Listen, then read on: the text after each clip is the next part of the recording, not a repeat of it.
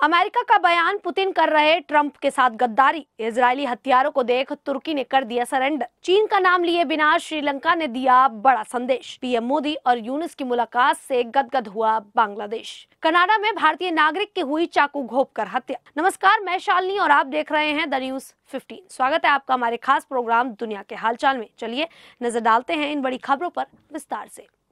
रूस यूक्रेन युद्ध को लेकर अमेरिका ने एक बार फिर रूस को चेतावनी दे दी है। अमेरिकी विदेश मंत्री मार्को रूबियो ने कहा है कि रूस को अब यह साबित करना होगा कि वह शांति चाहता है या सिर्फ समय बर्बाद कर रहा है। रूबियो ने रूस के इरादों पर सवाल उठाते हुए कहा कि अब समय आ गया है कि यह साफ किया जाए कि रूस का उद्देश्य क्या है।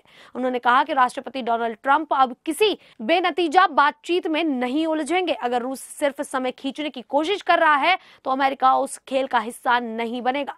रूबियो ने यह बयान तब दिया जब रूस और अमेरिका के बीच शांति वार्ता को लेकर काफी चर्चा हो रही थी।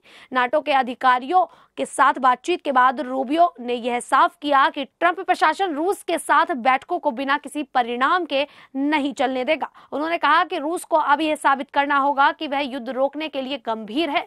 यूक्रेन ने संघर्ष विराम की दिशा में सकारात्मक कदम बढ़ाए और बातचीत का रास्ता खोला। अब रूस और राष्ट्रपति पुतिन को यह तय करना है कि वे शांति के लिए ईमानदार हैं या नहीं।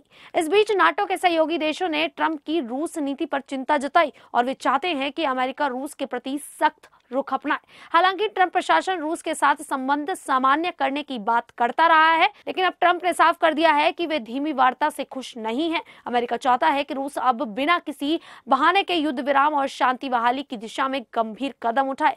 अगले कुछ हफ्तों में यह तय होगा कि रूस की मंशा क्या है। वहीं तुर्की और इजराइल के बीच लंबे समय से तनाव रहा है, लेकिन अब तुर्की ने साफ कर दिया कि वह सीरिया में इजराइल से किसी भी प्रकार के टकराव से बचना चाहता है। तुर्की के विदेश मंत्री हाकान फिदान ने नाटो की बैठक के दौरान कहा कि इजरायली हमले सीरिया की स्थिति को नुकसान पहुंचा रहे हैं और इससे आईएसआईएस जैसी आतंकी ताकतों को फिर से उभरने का मौका मिल रहा है। फिदान ने कहा कि तुर्की सीरिया में किसी भी तरह की सीधी भिड़ंत नहीं चाहता। उन्होंने हाल के महीने में इजराइल द्वारा किए गए सैन्य हमलों की आलोचना की जो सीरियाई सैन्य ठिकानों पर थे। उनका कहना था कि इन हमलों से तुर्की और सीरिया की साझा रणनीति कमजोर हो रही है जो आईएसआईएस और कुर्शिद वर्कस पार्टी जैसे आतंकवादी संगठनों को खत्म करने के लिए थी। तुर्की पहले ही गाजा पर इजरायल के हमलों को नरसंहार करार दे चुका है और इसके खिलाफ अंतर्राष्ट्रीय अदालत में याचिका भी दाखिल है। इसके अलावा तुर्की ने इजरायल से अपने सभी व्यापारिक संबंध भी समाप्त कर दिए हैं। तुर्की का मानना है कि इजरायल की कार्यवाहियों से पूरे क्षेत्र में अस्थिरता और संघर्ष बढ़ सकता है, इसीलिए वह सतर्क है। तुर्की ने हाल ही में अमेरिका से बातचीत के बाद संकेत दिए हैं कि वह सीरिया पर लगे पश्चिम प्रतिबंधों को हटाने के पक्ष में है ताकि वह पुनर्निर्माण की प्रक्रिया शुरू कर सके। फिदान ने कहा कि अगर सीरिया और इजरायल के बीच कोई समझ बनती है तो तुर्की उसमें दखल नहीं देगा। यूक्रेन युद्ध को लेकर भी तुर्की ने संतुलन बनाए रखा है और शांति वार्ता की मेजबानी करने को तैयार है।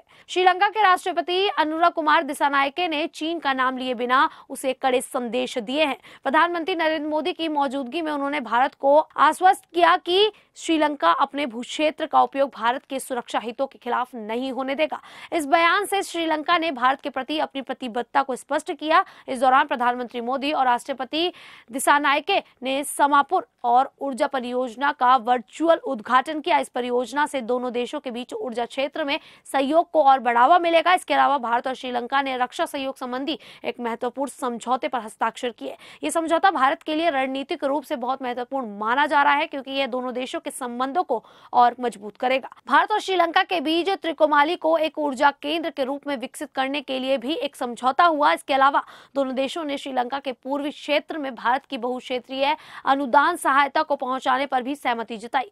प्रधानमंत्री मोदी ने श्रीलंका के बिम्स्टेक शिखर सम्मेलन में भाग लेने के बाद कोलंबो का दौरा किया। मोदी और दिसानायके के बीच यह वार्ता भारत श्रीलंका के संबंधों को नई दिशा देने के लिए महत्वपूर्ण मानी जा रही है। यह समझौता दोनों देशों के बीच रणनीतिक साझेदारी को और सशक्त करेगा।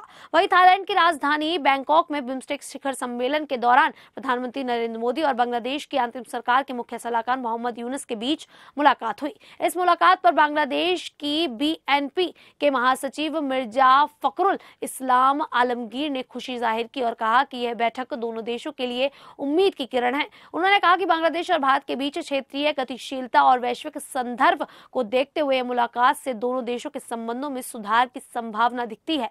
पीएम मोदी और मोहम्मद यूनुस की यह मुलाकात करीब 8 महीने के हिंसा और तनाव के बाद हुई है। इस दौरान हिंदुओं पर हो रहे हमलों और शेख हसीना के मुद्दे पर बातचीत हुई। बीएनपी नेता आलमगीर ने कहा कि इस बैठक ने भविष्य में कड़वाहट को कम करने में उसे रोकने की संभावना जताई है और दोनों नेता अपने अपने पक्ष को लेकर गंभीर दिखे हैं, जिससे दोनों देशों में नागरिकों को लाभ होगा।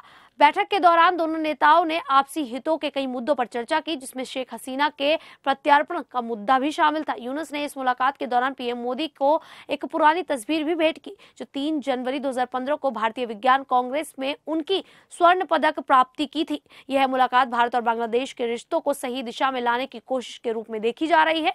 दोनों देशों के बीच कुछ समय से तनाव था, लेकिन अब उम्मीद जताई जा रही है कि इस बैठक से रिश्तों में सुधार होंगे। तो वहीं कनाडा के रॉकलैंड में एक भारतीय नागरिक की चाकू मारकर हत्या कर दी गई है, जिससे पूरे इलाके में तनाव का माहौल है। भारतीय दूतावास ने इस घटना पर गहरा शोक व्यक्त किया और पीड़ित परिवार को हर संभव मदद देने का वादा किया है। दूतावास ने एक पोस्ट में कहा कि ओटावा के पास रॉकलैंड में भारतीय नागरिक की दुखद मृत्यु हुई है और पुलिस ने एक संदिग्ध को गिरफ्तार किया है। दूतावास स्थानीय समुदाय के साथ मिलकर इस मामले में मदद कर रहा है। स्थानीय मीडिया रिपोर्ट के अनुसार रॉकलैंड में आज सुबह एक व्यक्ति की हत्या हुई, दूसरे व्यक्ति को गिरफ्तार किया गया। हालांकि यह स्पष्ट नहीं है यह वही घटना है जिसका उल्लेख भारतीय दूतावास ने किया है। ओटारियो प्रांतीय पुलिस ने बताया कि इस घटना के बाद रॉकलैंड के निवासियों में खौफ है और इलाके में भारी पुलिस बल तैनात किए गए हैं। पुलिस ने मामले की जांच शुरू कर दी है और यह पता लगाने की कोशिश की जा रही है कि हमलावर ने युवक को क्यों निशाना बनाया। पुलिस यह भी जानने की कोशिश कर रही है कि क्या यह हत्या किसी पुरानी दुश्मनी के कारण हुई है या फिर इसके पीछे कुछ और कारण है। भारतीय दूतावास ने पुलिस के साथ मिलकर मामले की जांच को तेज किया है और हर पहलू से इस पर ध्यान दिया जा रहा है। इस घटना के बाद स्थानीय समुदाय में चिंता का माहौल है। पुलिस ने सुनिश्चित किया है कि इस तरह की घटना दोबारा ना हो पाए, इसके लिए हर संभव कदम उठाए जाएंगे। फिलहाल आप सभी को ये जानकारी कैसी लगी, आप हमें कमेंट करके जरूर बताइएगा। अभी के लिए इतना ही, फिर हाजिर होंगे ऐसे ही देश और दुनिया से जुड़ी बड़ी खबरों के साथ। तब तक के लिए देखते रहिए द न्यूज़ 50।